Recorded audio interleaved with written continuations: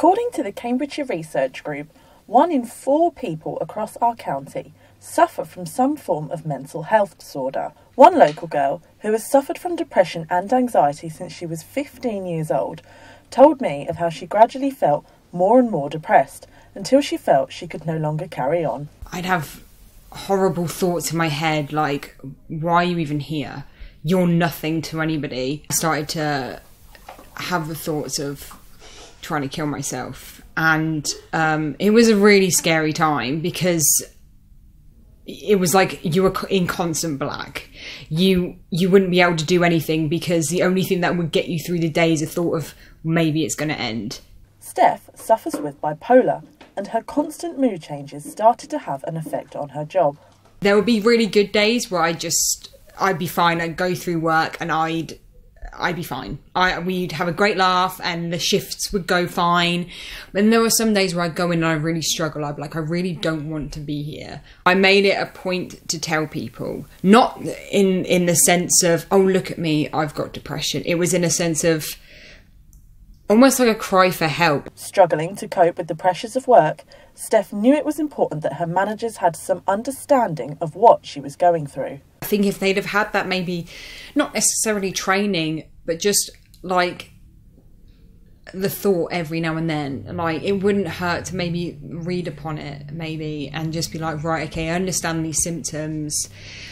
What would be best for you? Like have a meeting every now and then. Oh, would this help? Would that help? I mean, for example, at one point I couldn't take anymore and I had to take time off. I took, I think, about a week off. I was just like, I need a break. I can't keep doing this to myself. In Steph's experience, she didn't always feel entirely supported at work.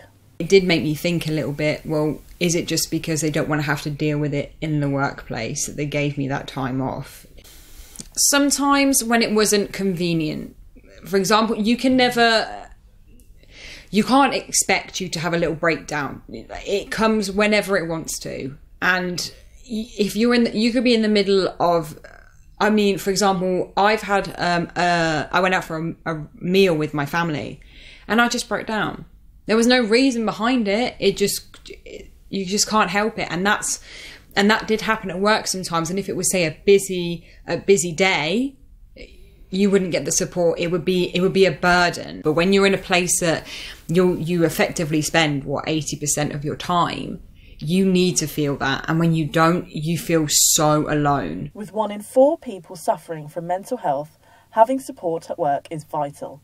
Mental health charity Lifecraft work to encourage employers to offer this support. In Lifecraft, they have a thing called the Step Me programme, and it's a programme about getting people to have the confidence to go back to work, because without an understanding that people might not come in on certain days or might not be so motivated, and without that support, you're not able to work. Having a space where staff can go to relax is an important resource that Lifecraft believe companies should offer. It'd be really good to have in offices or workplaces as sort of an area where you can be away from people and have in a relaxed environment. So if you are feeling stressed or angry or upset, you can go and sit and sort your head out to stop you doing things that you might otherwise have done in those circumstances. In a statement, That's Cambridge, Cambridge City Council said, "We provide free training for staff and managers on issues such as mental health awareness.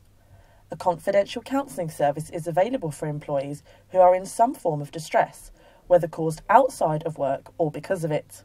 We also have a range of resources on mental health available for staff, and we can arrange mental health support sessions for any staff on request." This is Katura Sestine for That's Cambridge.